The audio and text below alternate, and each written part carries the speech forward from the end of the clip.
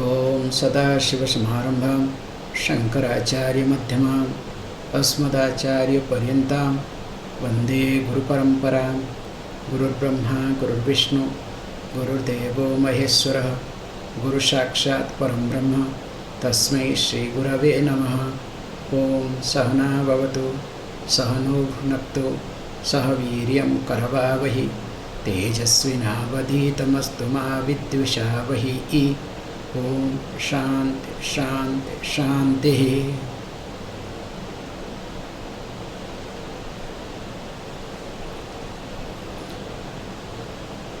वासुदेवेन्द्र योगीन्द्रं नत्वा ज्ञानप्रदं गुरुं मुमुक्षूणां हितार्थाय तत्त्वबोधो विधीयते।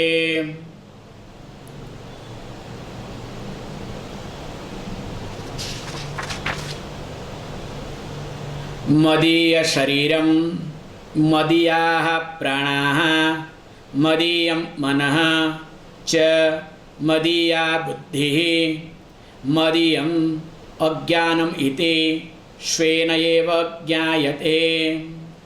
तत् यथा मदीयत्वेन ज्ञातं कटक कुण्डल गृहादिकं स्वस्मात् भिन्नं तथा पंचकोशादिकं स्वस्मात् भिन्नं मदीयत्वेन ज्ञातं आत्मा न भवति। In the last class we were discussing this point, that what belongs to me is not me.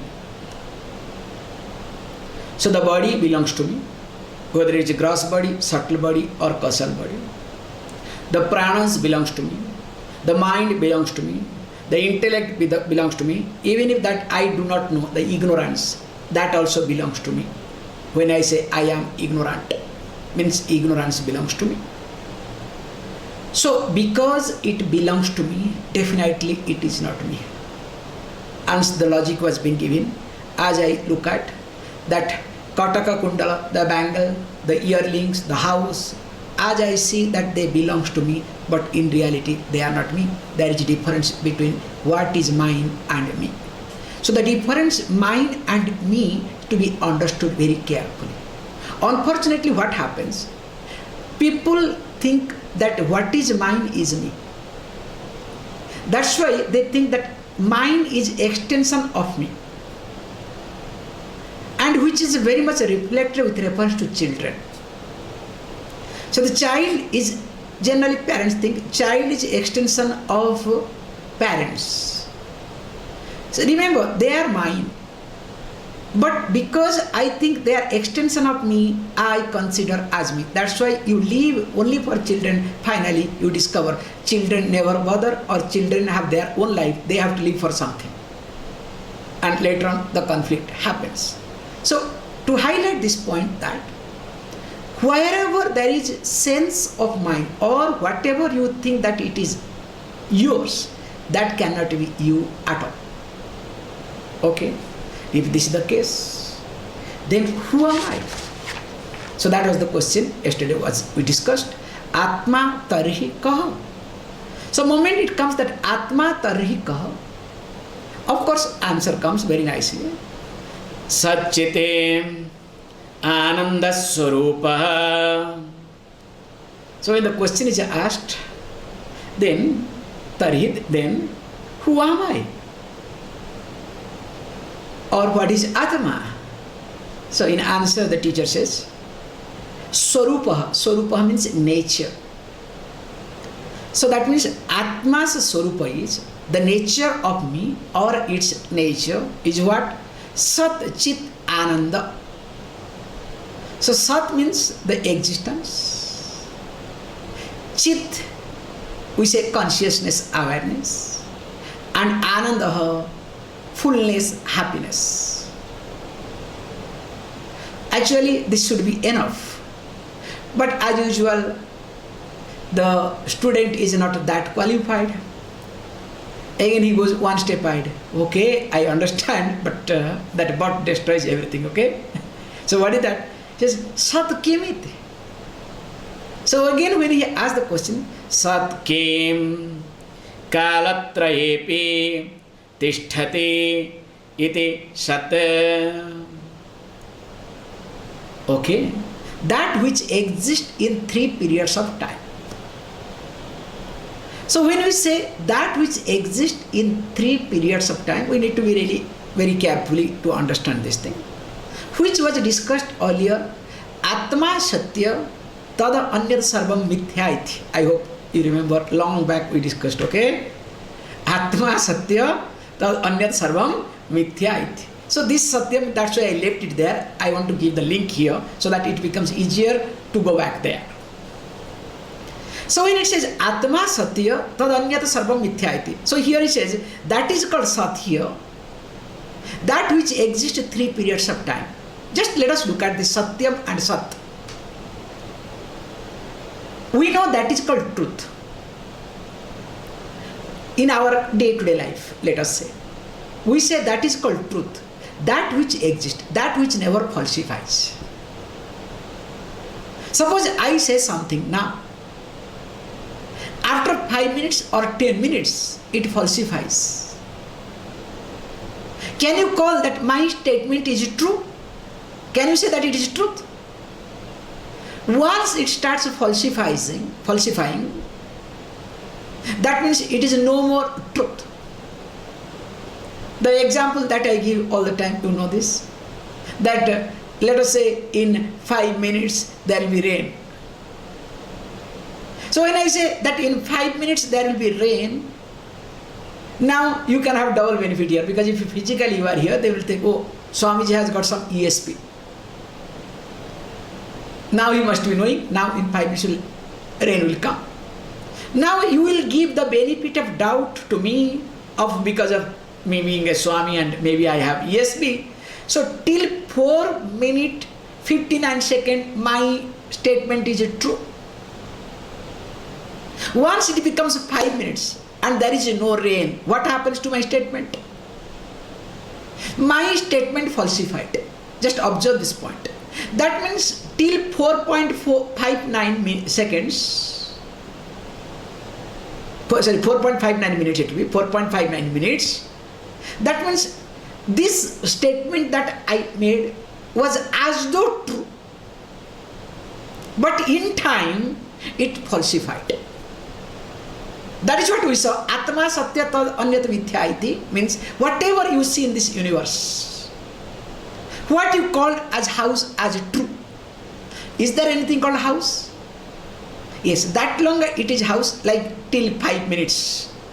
That long it is house, as long as you have not removed all the bricks. You hold on to your house. I will remove all the bricks. I will remove all those that cement or metals and steels. Hold on to your house. Is there anything called house? What you call as this cloth? You hold on to your cloth. I am not interested. Please understand. I will not. But I will take away all the thread. Is there anything called cloth? Now if you look at anything and everything in this universe, in short, is nothing called truth, because it as though exists for some time. Whatever you see. In fact, yad drishyam tad nashyam iti. That which is visible to you, that is subject to destruction. Whatever you see. So again, here is very carefully is being highlighted there, that whatever we are experiencing, whatever we are seeing, is not truth either. Now that is what is being highlighted here. That is called existence. That is called truth. Same thing. That which exists in 3 periods of time. It was, it is, and it will be. That means the existence is never created by anybody or anything. If it is created by anybody or anything, that is not the existence either. Yes, it exists depending upon something. That means I am someone is not created by anybody or anything. Please make sure this is a beautiful point to understand. I am someone is not created by anything or anybody. That's why, because I am not created by anything or anybody, I am not dependent upon anybody or anything. I am free from. That's why freedom is my birthright. Because if I am created, now question will come, by what, by whom? Who has created that? And who is that? You say God. Who is that God? We'll see in details when bestie analysis comes, we'll see in details. And who created the God? Now we get into a lot of questions which cannot be answered. That is how the religious people say, shut your mouth, or the scientific mind or this analytical mind will say, look, we are in a hypothesis. We are under investigation, under discovery. That's all. Close the chapter. And when it is going to complete, don't ask, okay? So that's why here we say kala trayepi tishtati it shat. That which exists in 3 periods of time. How? We can see, understand beautifully next word. So that through the consciousness it will be easier to understand this aspect. Chit kim jnana swarupa. So when the question is being asked, what is Chit? What is that consciousness? So he says jnana swarupa. So it is the form of undifferentiated consciousness. Now if you observe this word Chit, we have different words in different context comes. Sometimes we use the word Chaitanya, sometimes Jnanam, sometimes Vijnanam. Different occasions we use different words for the same Chit, for same consciousness. So we have to really make it very clear how it works. We say that is the job of the consciousness. That is the job of the awareness, you can say. That which makes the body alive. Because of whose presence the body is alive. When we say body is alive, we say the body is able to feel the surroundings. The body is sentient. Because if you say, no, after all body is made up of chemicals, because you can say scientific analysis, yes, after all body is made up of chemicals, yes, fantastic. If body is made up of chemicals, that anything we see, including this remote also is made up of chemical. Now this remote also is made up of chemical and this body also is made up of chemical. Is there any difference or not? How come this body is able to feel, but this remote is not able to feel? Then you say, yes, okay, because you will bring biochemistry. Just I am trying to go along with you, okay? So you do not understand there is a difference between chemistry and biochemistry. So because of the biochemistry, now you are able to feel it. Okay, fantastic. Now my question is, if biochemistry makes, now what is that biochemistry?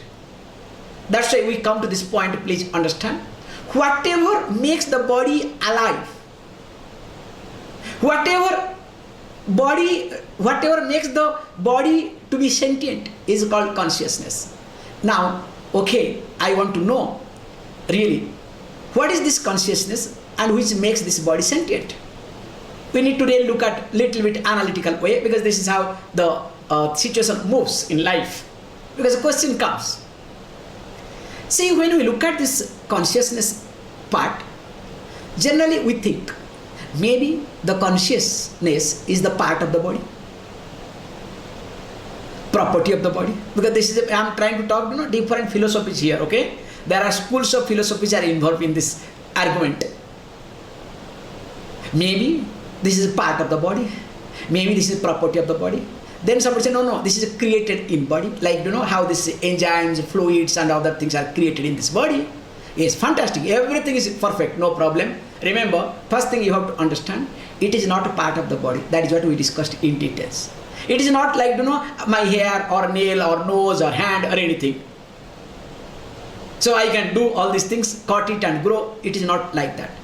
But at the same time, we cannot say that it is created by body. Because if it is created by body, please, we have to understand. Now my question will be so different. Okay, nothing wrong in it. If you say it is created by body, now how can body create something which is alive? Please understand, body cannot generate life by itself. Try. Will the body be able to generate life by itself? Because if you remember very nicely, life cannot be the product of a matter. After all, this body is a matter. Life cannot be product of the matter. So we need something different. Even though we have a concept just I am trying to tell you openly, little bit I am just trying to confuse you, which is not required here, but still I am trying to confuse you here. One aspect, that the Videha Raja. So Videha Raja means actually one of the king was born out of the dead body. But they did all this chanting and lot of other process and other things where this is called Sabda Brahma entered. That is a different process which is yet to be discovered by the scientist. Not the body by itself, other factors were involved. That is, we have a concept of, that's why Sita was called Vaidehi, belongs to Videha. So that's another concept, just to confuse you a little bit here, leave it there, don't worry. Coming back here, but don't ask me this question related to this thing which is completely outside. Now, if we have to look at this very carefully, the first thing we have to understand that the consciousness is not part or nor a property nor a product of this body or anybody. Okay, I understand. That means if this is the case, maybe it is something, independent entity. You can say, yes, it is an invisible independent entity, but at the same time, it covers the body. That's why, because of that, it is alive. That's why you can say, because of which the chemistry gets converted into biochemistry. How? You can take the example of this electric bulb or any electric electrical equipments, whether it's a fan or bulb or anything. If you observe, before the electrical bulb is created, long before that, electricity was there or not? Because unless there is electricity, how come the bulb will be created, first of all? Just look at a gross way. Now, if you observe, please understand, this electricity is invisible, but it is visible through the bulb, through the fan. It pervades the fan, it pervades the electricity, being independent of it. In fact, because of whose presence, the bulb is called a bulb, the fan is called fan. You understand? Or else it is a showpiece. So as long as there is electricity, the fan is called fan. So that means if we see that because of the electricity, because of this invisible force, the fan is moving, the bulb is able to give the light. So that is, here we look at as a consciousness principle. That's why it is independent, at the same time it is invisible. This is the concept you need to look at. Even though there are little bit differences are there, we need to look at very carefully. That's why we have to see here, understand that the consciousness is something, it is invisible, at the same time independent entity, but it pervades all over the fan. Can you see this point? And because of which the fan is called fan. Here in this our case, the body is alive. If that is not there, body is not alive.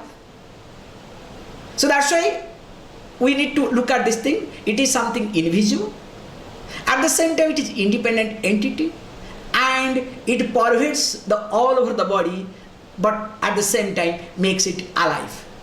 Okay, but But please understand, we need to see, okay, is it confined only to this fan? If you look at the electricity, is it confined to the only fan? Not necessarily. Please understand, this is the most important aspect. Electricity is not only confined to the boundary of the fan.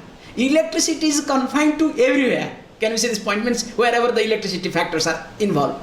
So here also same thing. The consciousness is not only confined to this body. So it is confined to everywhere. So in short, if we look at that which is not limited by space, that which is really exist all the time, that before that we discussed, that all pervading limitless is called consciousness.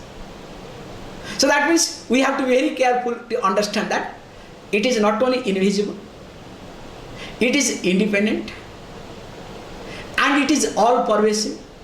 So that means because it is all pervasive, that means after the death of this body, means when that body falls down, still this consciousness will continue, it will never perish, it will never get destroyed.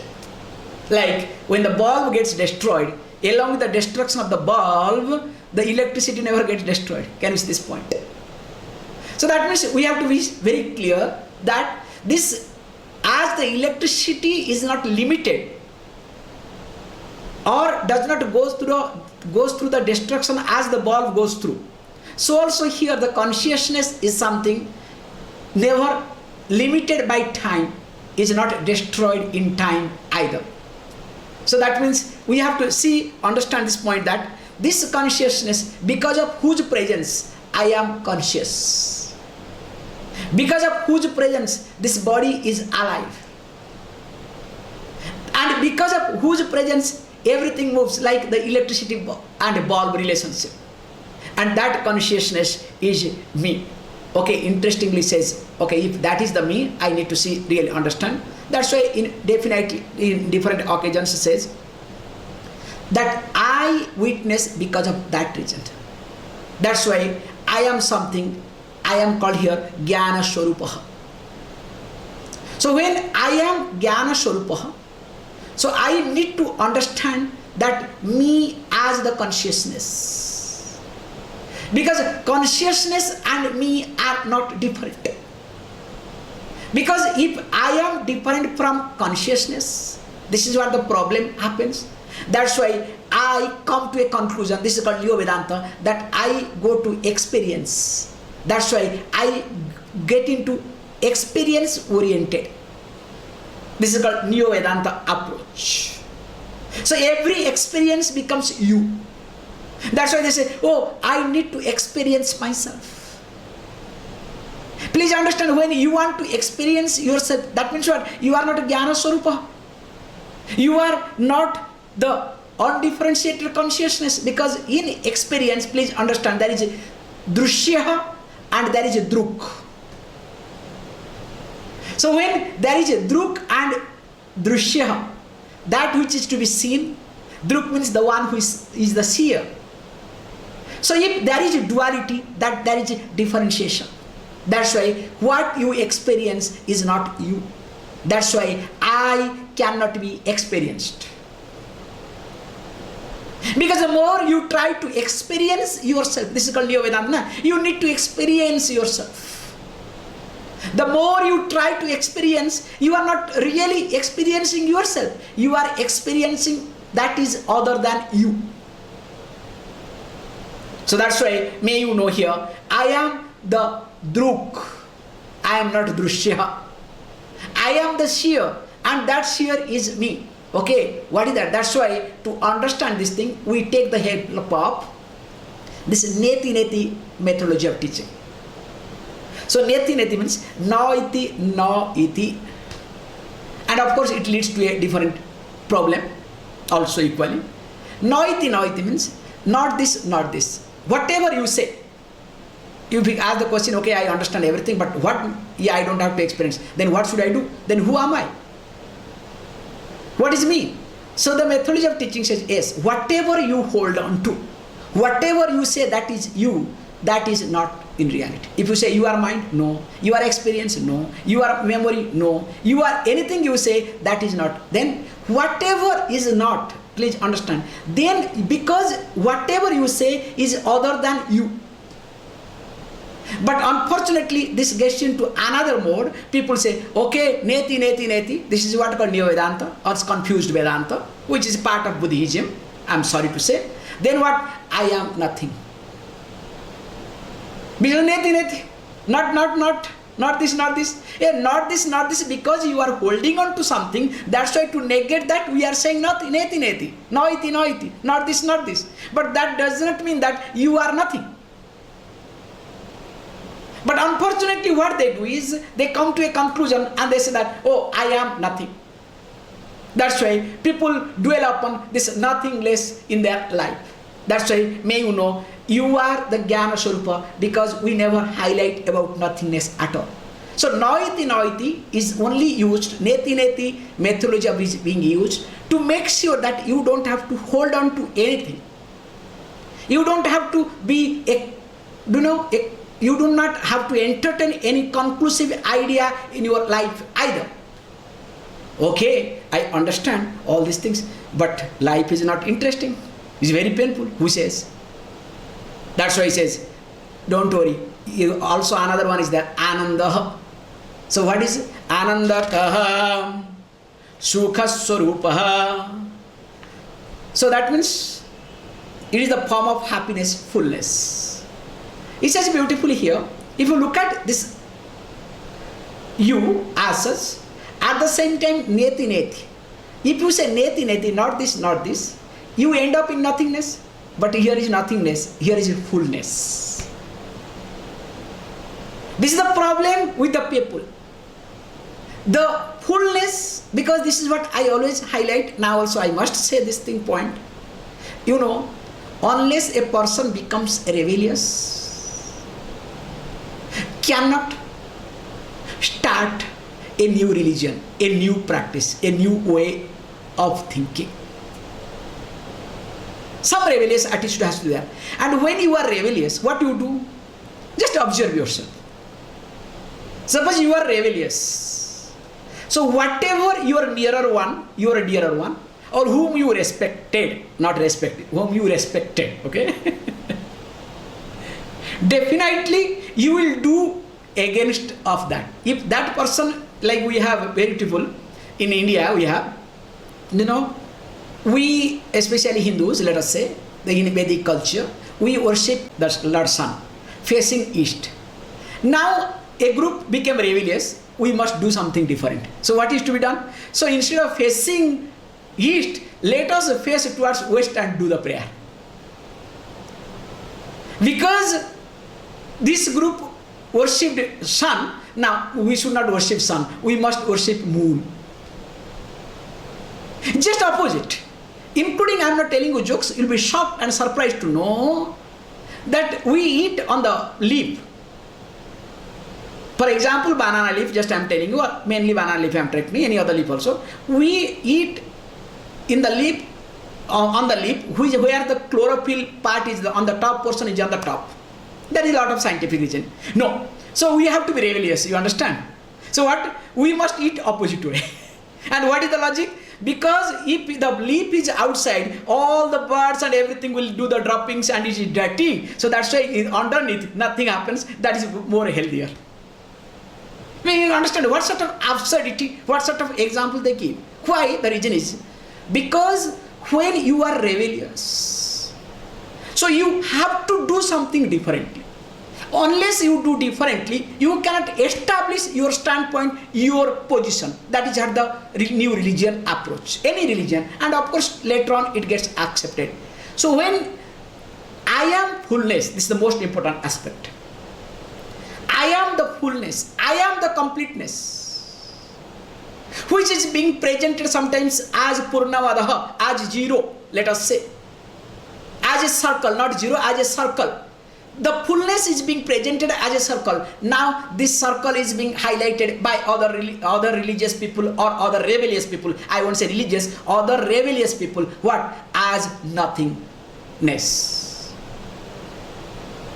The fullness gets converted into nothingness. Please understand, here I am not nothingness. If I am nothingness, that means why should I waste my time in all these things? Let me be nothing.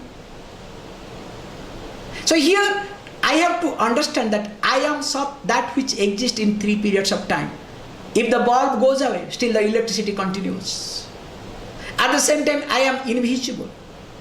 That which exists in 3 periods of time. And I am the Jnana Swarupaha. I am the consciousness because of which the body and everything is alive. And finally, I am the Sukha Swarupaha. I am the fullness. I am the happiness. It is me. Because all other things comes and goes. And the one who knows this, of course, definitely that person knows one's own self. Please read this thing. We'll stop it with this. Evam Sat Chit Ananda Swarupam Swatmanam Bijaniyat. So in this manner,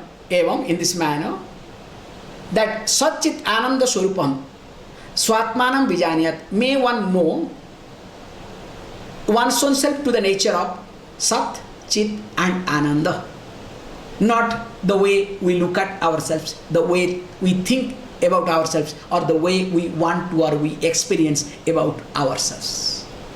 Because if we do not look at in this way, then what will happen is again we are getting trapped, because sometimes that's why we don't have enough of logic to answer our questions.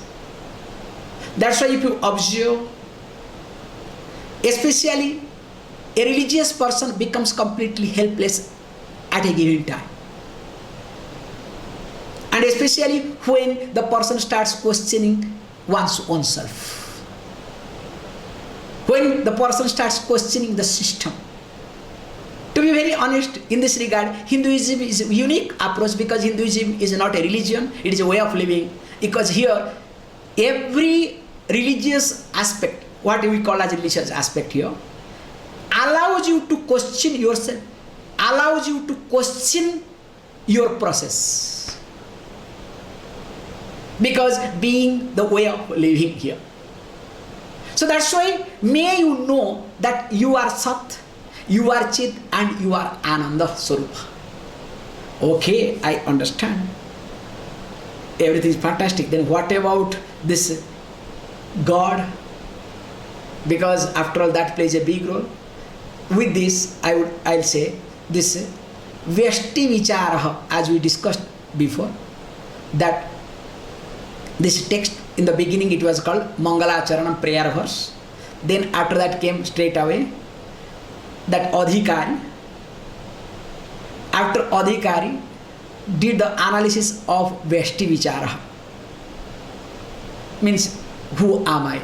Now is going to start Samashti Vicharaha. So what we say, Tat Tvam Asi. So first Tvam Pada Vichara was done. Now next we'll see Tat Pada Vichara. From tomorrow onwards, we'll try to see what is the totality. Please close your eyes.